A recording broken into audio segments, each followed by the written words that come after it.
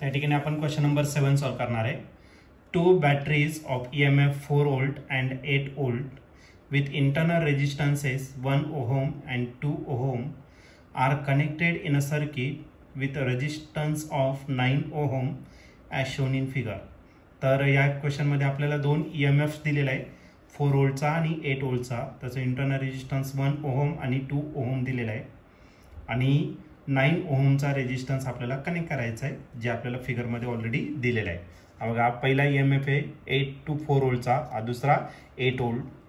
दुसऱ्याचं internal resistance 2 ohm आणि पहिल्याचं इंटरनल रेजिस्टन्स 1 ओहम आणि त्याला 9 ओहमचा रेजिस्टन्स आपल्याला या ठिकाणी कनेक्ट करायचा आहे externally. Okay. The current and potential difference between the point P and Q are respectively. त्याच्यातून करंट किती पास होणार आहे आणि या PQ च्या अक्रॉस पोटेन्शियल किती असणार ते आपल्याला या ठिकाणी फाइंड करायचं.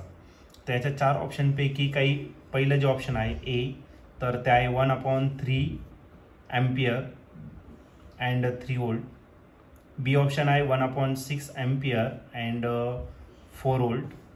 सी ऑप्शन आहे 1/3 ampere and 9 volt. D option आहे 1/2 एम्पियर अँड 12 व्होल्ट. तर या 4 ऑप्शनपैकी या क्वेश्चनचा करेक्ट आन्सर काय असणार आहे, तर आपण याला सॉल्व करूया आणि मग डिसाईड करूया. तर या क्वेश्चनमध्ये आपल्याला एक EMF दिलेला आहे, 2 बॅटरीज दिलेल्या आहेत, त्याचा EMF दिलेला आहे 4 व्होल्ट अँड 8 व्होल्ट आणि त्याचा इंटरनल रेजिस्टन्स दिला आहे 1 ओहम आणि 2 ओहमचा.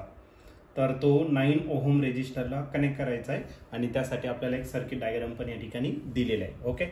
तर या ठिकाणी आपला जो पहिला पॉईंट आहे तर तो काय दिलेला आहे, पी पॉईंट दिलेला आहे. ओके. आणि या पी पॉईंट पासून एक रेजिस्टन्स आहे, इंटरनल रेजिस्टन्स आहे, तो किती ओहमचा आहे, तर 1 ओहमचा इंटरनल रेजिस्टन्स दिलेला आहे. त्याला कन्सिडर केलेला आहे R1 किती झाला 1 ओहम. त्यानंतर इथं निगेटिव्ह टर्मिनल आहे, या ठिकाणी पॉझिटिव्ह टर्मिनल आणि याचं जे EMF आहे तर ते दिलेलं आहे 4 व्होल्ट इतकं दिलेलं आहे. त्याच्यानंतर दुसरी एक बॅटरी आहे, त्याचा पॉझिटिव्ह टर्मिनल आहे आणि इकडं निगेटिव्ह. त्याचं जे EMF आहे ते किती दिलं आहे, तर 8 व्होल्ट इतकं दिलेलं आहे. त्याच्यानंतर आणखीन एक रेजिस्टर आहे ज्याचा इंटरनल रेजिस्टन्स किती दिलेला आहे 2 ओहम इतका दिलेला आहे. इंटरनल रेजिस्टन्स R2 दिलेला आहे. ओके. आणि या ठिकाणी आपला पॉईंट आहे Q. ओके. तर अशी सर्किट तुम्हाला या ठिकाणी दिलेली आहे आणि याला आपल्याला एक्सटर्नल रेजिस्टन्स या ठिकाणी कनेक्ट करायचा आणि हा जो एक्सटर्नल रेजिस्टन्स आहे तर हा एक्सटर्नल रेजिस्टन्स आहे किती 9 ओहम इतका आहे. ओके. तर हा एक्सटर्नल रेजिस्टन्स आपण रिप्रेझेंट करू कॅपिटल R ने. ओके. आता जी मोठी लाईन आहे त्याला आपण प्लस साईन देऊ आणि याला निगेटिव्ह, हा प्लस आहे आणि हा निगेटिव्ह. आता याचं पोटेन्शियल जे आहे ते 8 व्होल्ट आहे, म्हणजे करंट नेहमी हायर पोटेन्शियल रिजनकडून लोअर, म्हणजे इकडे करंट आपला काय होणार तर फ्लो होणार, या सर्किटमधून आपला करंट फ्लो होणार. एकच करंट पास होणार आहे पण त्याची डायरेक्शन मात्र अशी असणार. ठीक आहे. मग याच्यावरती आपण काय करणार, किर्चॉफ्स व्होल्टेज लॉ या ठिकाणी आपण यूज करणार आहे, बरोबर की नाही. तर आपण यूज करू बाय युझिंग KVL. एकच लूप आहे मग डायरेक्ट आपण KVL या ठिकाणी आपण अप्लाय करणार बाय युझिंग KVL. आता according to direction of flow of current, तर तुम्हाला पहिलं साईन प्लस द्यायचं, दुसरं निगेटिव्ह. करंट या डायरेक्शन चाललाय म्हणजे या ठिकाणी प्लस साईन येणार, या ठिकाणी मायनस. करंट असं चाललेला आहे, या ठिकाणी प्लस येणार, या ठिकाणी मायनस. करंट असं चाललेला आहे म्हणजे या ठिकाणी प्लस येणार, या ठिकाणी काय आला मायनस आला. ओके. याच्यावरती काय करा, किर्चॉफ्स व्होल्टेज लॉ या ठिकाणी काय करा अप्लाय करा. ओके. तर या डायरेक्शनने जाऊ आपण, इथूनच स्टार्ट करू वाटलं असं, नाही तिथून स्टार्ट करू. आता बघा इथं जर गेलं तर लास्टचं साईन मायनस आहे आणि करंट किती पास होणार आहे, तर करंट I इतका पास होणार आहे, तो आपल्याला फाईंड पण करायचा आहे. ओके. मग या ठिकाणी मायनस साईन आलं, मायनस रेजिस्टन्स आहे तुमचा R2 आणि करंट आहे किती तर I इतका. त्याच्या पुढे जर गेला तर लास्टचं साईन प्लस आलं, +8 झाला. त्याच्या पुढे गेला तर लास्टचं साईन -4 झाला. त्याच्या पुढे गेला तर मायनस इंटरनल रेजिस्टन्स R1 आहे आणि करंट किती आहे तर I इतका आहे. त्याच्या पुढे गेला तर इथं मायनस साईन येणार, रेजिस्टन्स कॅपिटल R आहे आणि करंट किती आहे I इतका, मग कॅपिटल RI आणि सर्किट कंप्लीट झालं, इज इक्वल टू काय आला 0 झाला. ओके. R2 ची व्हॅल्यू दिलेली आहे तुम्हाला, R2 ची व्हॅल्यू किती आहे 2, I नाही दिलेला आहे तो शोधायचा आहे. 8 - 4 किती झाला 4, मायनस R1 जो दिलेला आहे इंटरनल रेजिस्टन्स तो आहे 1 इंटू I काय आला I झाला, मायनस कॅपिटल R दिलेला आहे तुम्हाला किती 9 आणि करंट किती झाला I इज इक्वल टू 0. हा 4 मी तसाच ठेवणार आणि -2I मायनस I झाला -3I, मायनस किती झाला हा 9, -3 - 9 किती झाला -12I. ओके. आणि हा झालं 0. हा -12I राईट साईडला काय करू आपण प्लस, म्हणजे काय आला 12I इज इक्वल टू काय आला 4. ओके. आता 12 जो इकडे मल्टिप्लाय, इकडे काय करून घ्या, डिवाइड. मग आपल्याला करंटची व्हॅल्यू भेटेल आणि करंट आय जो भेटणार आहे तो किती भेटणार, तर 4 डिवायडेड बाय 12 आणि 4च्या टेबलमध्ये 12 आहे, 4 3 किती 12. मग आपला जो करंट असणार तो किती असणार, 1/3 अँपियर एवढा करंट या ठिकाणी असेल. ओके. त्यानंतर आणखी एक पॉईंट सांगितलं त्याने, पोटेन्शियल डिफरन्स पण फाइंड करायचा आपल्याला between point P and Q. Okay.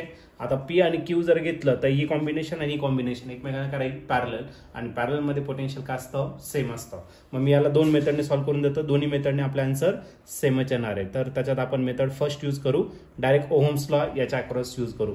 मग पोटेन्शियल डिफरन्स व्ही घेणार आणि व्हीचा फॉर्म्युला आय आर. आयची व्हॅल्यू ऑलरेडी आपण फाइंड केलेली आहे, कारण याच्या अक्रॉस जेवढं पोटेन्शियल राहील सगळं याच्या अक्रॉस राहील, कारण पॅरलमध्ये पोटेन्शियल सेम असतं. आय आहे 1/3 आणि एक्सटर्नल रेजिस्टन्स जो आहे तो किती आहे, 9.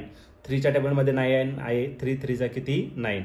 मग आपलं जे पोटेन्शियल आहे पी क्यूच्या अक्रॉस ते किती भेटणार, तर 3 व्होल्ट इतकं भेटणार. ओके. ही झाली पहिली मेथड. आणि दुसरं काय, तर आपल्याला पोटेन्शियल जे फाइंड करायचं आहे तर ते याच्या अक्रॉसनं फाइंड करता आपण याच्या अक्रॉस फाइंड करू, तर आन्सर आपल्याला भेटूनच जाईल. ओके. व्ही इतकं पोटेन्शियल आपण या ठिकाणी फाइंड करणार. या डायरेक्शनी केव्हीएल आपण या ठिकाणी यूज करणार. आज आला 2 इंटू मायनस साईन आहे. ओके. -2i या डायरेक्शनी.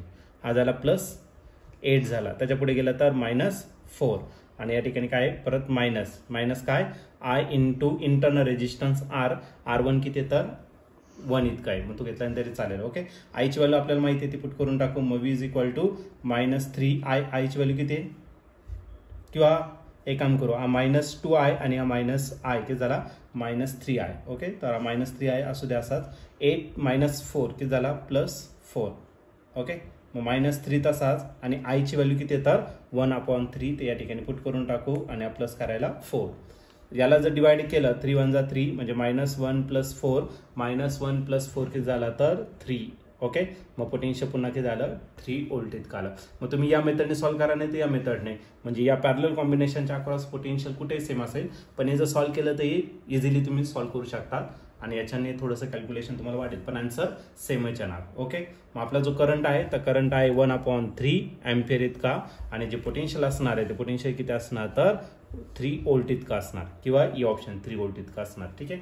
असं जर ऑप्शन बघितलं तर ऑप्शन नंबर ए जो आहे तो आपला या ठिकाणी करेक्टली मॅच झालेला आहे. मग या क्वेश्चनचं जे आन्सर असणार आहे ते option A, current flowing through the circuit is 1/3 ampere and potential across P Q is